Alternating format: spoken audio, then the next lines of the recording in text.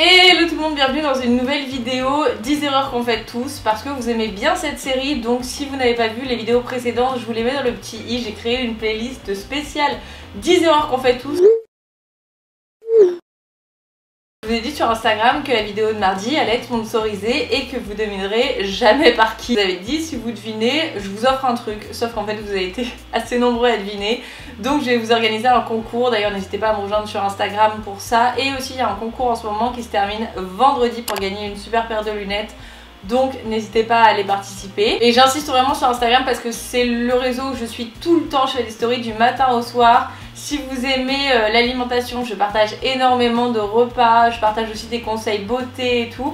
Donc j'ai un à la une pour chaque catégorie que je fais, que ce soit beauté, fashion, motivation, enfin voilà, plein de trucs. Donc n'hésitez pas à aller me rejoindre, il y aura le lien dans la barre d'infos. Et on va passer directement à la vidéo. Donc je vous ai dit sur Insta que c'est une marque qui m'avait proposé plusieurs fois de collaborer avec elle, mais que vu les circonstances, je pouvais pas accepter. Et là, je peux accepter. Donc en fait, c'est tout simplement parce que je suis célibataire. Je suis célibataire depuis maintenant 6 mois. Donc j'ai enfin pu dire oui à une collaboration avec Fruits. Et vous savez que je vous présente que des marques ou des applis que j'utilise. Et en fait, peut-être que vous le savez pas parce que je ne pense pas que je vous l'avais dit, mais je suis restée pendant 3 ans en couple avec un mec que j'avais rencontré sur une appli de rencontre. Ah, un truc que j'aimerais trop que vous fassiez parce que j'adore lire ça. Vous savez, à l'ancienne, il y avait VDM et on lisait des trucs, on était morts et on disait oh mon dieu, les pauvres et tout. Enfin, vraiment, ça passait le temps de dire ça et c'était sympa. Dites-moi une expérience qui vous a marqué grâce à une application de rencontre dans les commentaires. Que ce soit votre pire comme votre meilleur, peut-être que vous êtes en couple aujourd'hui avec quelqu'un que vous avez rencontré grâce à une application de rencontre. Dites-moi ça, vraiment j'adore lire les expériences des gens qu'ils ont sur les applis de rencontre. Les pépites que j'ai eues, j'ai des screens, oh mon dieu, j'ai tout un album sur mon téléphone de screens d'applications de rencontre parce que il y a des choses, mon dieu.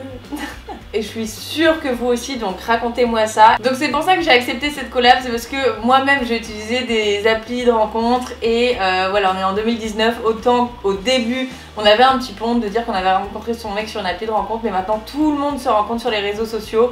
Donc enfin je vois pas où est le mal, tu vois. Si t'as pas l'habitude de sortir beaucoup, si t'es un petit peu timide, ça te permet vraiment de te décomplexer. Et pour le coup je trouve que Fruits c'est vraiment une appli super drôle et astucieuse puisque ça t'enlève complètement les quiproquos. En fait tu associes un fruit à ton envie. Donc ça te permet d'indiquer à tes prétendants si tu es là pour trouver ta moitié, pour te faire un ami ou pour le plaisir charnel sur le court ou sur le long terme. Et aussi tu peux changer ton fruit. Si par exemple en journée tu as envie de rencontrer un ami mais que le soir tu as envie de trouver ta moitié, tu peux tout à fait changer ton fruit. Et les questions qui sont en début de match, ça te permet vraiment de briser la glace et d'avoir une réelle conversation pour mener à une rencontre et pas juste un boost d'ego parce qu'on les connaît les mecs qui sont sur les applis de rencontre uniquement pour booster leur ego et avoir des matchs. Donc là ça enlève ça, c'est vachement cool. Donc voilà, c'est ludique, en même temps ça te fait gagner du temps, ça te permet de vaincre ta timidité et il n'y a pas de quiproquo. Donc je vous mets le lien de téléchargement dans la barre d'infos si ça vous intéresse. Nous allons voir ensemble les 10 erreurs qu'on fait tous lors d'un premier rendez-vous ou même au deuxième et troisième rendez-vous et qui sont vraiment pas productives pour séduire quelqu'un. La première erreur, c'est de se croire à un entretien d'embauche. Et ça, on le fait un peu malgré nous parce que bah voilà, t'arrives, t'es super stressé, tu poses des questions archi bateau. La question en mode tu te vois où dans 5 ans? Ça met tout le monde mal à l'aise parce que personne ne sait réellement ce qu'il va faire dans 5 ans ou a une projection très claire de ses objectifs. On a toujours une vague idée, mais lorsqu'on arrive à un rendez-vous avec quelqu'un, on essaie de l'impressionner, donc tu vas essayer de commencer à mytho, etc. Et ça va vraiment pas être productif. Donc très concrètement, au lieu de la question bateau, tu fais quoi dans la vie? Posez plutôt des questions en mode c'est quoi tes passions? Parce que non seulement ça va montrer à la personne que tu t'intéresses vraiment à ce qu'elle aime, à ce qu'elle fait, à ses envies, etc. Et ça lui permettra à l'autre personne de pouvoir vraiment développer, expliquer et tout, puisque c'est sa passion. Ça va couler tout seul la discussion. Après tu pourras parler de toi, ce que tu aimes faire et tout. Mais voilà, on évite des questions d'entretien d'embauche un peu trop bateau au début. La dernière fois je suis tombée sur l'amour et dans... Non, je suis pas tombée sur l'amour et dans le prix. Je regarde tous les lundis, je suis une grand-mère. Non vraiment ça me fait trop rire cette émission. Mais il y avait une nana qui était en speed dating et elle posait de ces questions, je me suis dit oh mon Dieu, est-ce qu'elle va l'embaucher dans son entreprise ou quoi. Enfin, c'était impossible que le mec soit séduit, ou même elle, qu'elle se sente séduite, parce que ça mettait un climat tout de suite froid, tu vois, très professionnel, trop cordial. La deuxième erreur, c'est ne parler que de soi.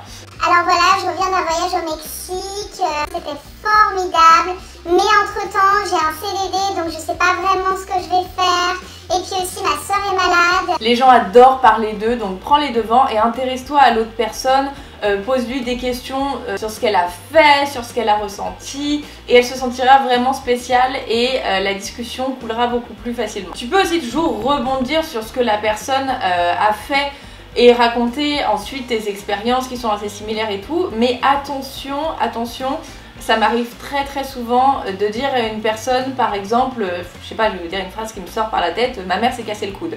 Et cette personne, au lieu de me dire ah mince comment elle a fait, et est-ce qu'elle se sent mieux maintenant, et qu'est-ce qui s'est passé, etc. Cette personne va me dire ah bon, ah mais moi aussi ma cousine elle s'est cassé le coude il y a 2 jours. Donc non, vous pouvez rebondir sur ce que la personne a dit, mais essayez de vous intéresser vraiment à ce qu'elle vous dit dans un premier temps, de poser des questions, etc. et ensuite de partager votre expérience. Parce que souvent on est tellement excité à l'idée d'avoir des points communs et tout, qu'on en oublie vraiment de s'intéresser à la personne et de lui demander des choses plus en détail sur ce qu'elle nous raconte. Et on en vient tout de suite à nous, à ce qu'on a fait et à ce qui est similaire à cette personne. La troisième erreur, c'est le small talk.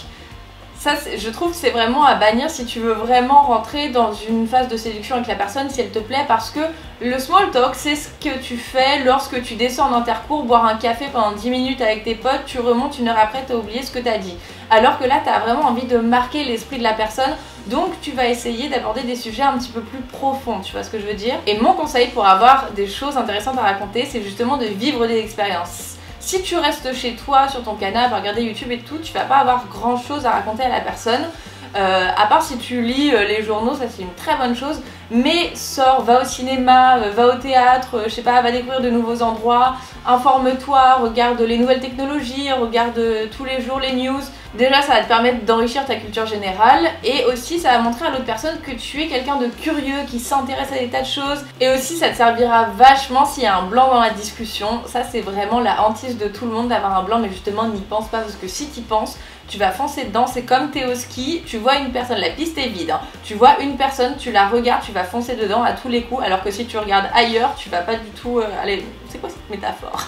Bref. Mais attention, te prends pas à ton propre piège, parce que tu dois quand même poser une question sur un sujet que tu maîtrises assez. Va pas t'aventurer sur la politique si tu connais absolument rien, tu vois. Donc pense aux sujets que tu maîtrises ou aux articles que tu as lus il y a pas longtemps. Ça peut être un truc, je sais pas, je prends les nouvelles technologies. Tu peux dire un truc en mode ah je sais pas si t'as vu mais en 2025 il y aura pratiquement que des voitures sans chauffeur, mais c'est vachement bien parce que tu vois j'ai lu qu'il y avait un accident tous les 100 000 km et le fait d'avoir des voitures sans conducteur, ça épargnera 1 million de vies parce que tu auras un accident tous les 10 millions de kilomètres. C'est ouf, non? Qu'est-ce que t'en penses et tout? Et après tu rebondis en mode ah c'est quoi le changement que t'attends le plus dans le futur? Je sais pas, après c'est ce thème là, c'est peut-être pas très sexy mais vous voyez, vous adaptez au thème que vous maîtrisez. La quatrième erreur, c'est de pas avoir d'opinion personnelle. Assume ce que tu penses, assume vraiment tes convictions et c'est pas grave si l'autre personne a un point de vue complètement différent. Au contraire, ça vous permettra d'argumenter, etc. Mais il n'y a rien de pire, tu poses une question à une personne, tu lui dis qu'est-ce que t'en penses et l'autre personne te dit bah je sais pas, j'ai pas trop d'avis là-dessus. Donc vraiment, ayez des avis, même tranchés sur les questions, il n'y a pas de souci. Tant que vous avez une opinion, ça montre que vous savez réfléchir et que vous pouvez tout à fait tenir des arguments. Et aussi une autre erreur, j'y pense maintenant, n'essayez pas non plus de convaincre l'autre personne que c'est vous qui avez raison et que c'est lui qui a tort, parce que là on sort complètement de la séduction. C'est pas grave hein, d'avoir des points de vue différents encore une fois, donc ne soyez pas trop agressive avec vos convictions non plus. La prochaine erreur, c'est de poser des questions fermées parce que ça mène presque systématiquement à des blancs.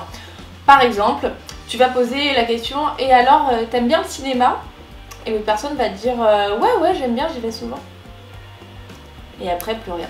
Alors que si t'avais demandé, par exemple, qu'est-ce que tu penses des Marvel? Franchement, moi j'aime beaucoup, mais il y a plein de gens qui aiment pas trop le fantastique.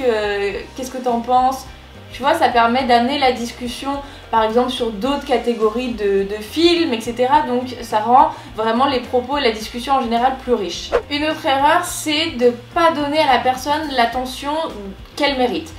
Si tu as décidé d'aller à un rendez-vous avec quelqu'un, c'est pour passer du temps avec cette personne et c'est pas pour être sur ton portable, regarder l'heure, écouter les conversations à côté et tout. Donc laisse pas ton portable sur la table, mais encore plus futé, t'arrives au rendez-vous, donc tu poses ton sac, ton tel et tout sur la table, et là tu regardes la personne et tu ranges ton portable dans ton sac.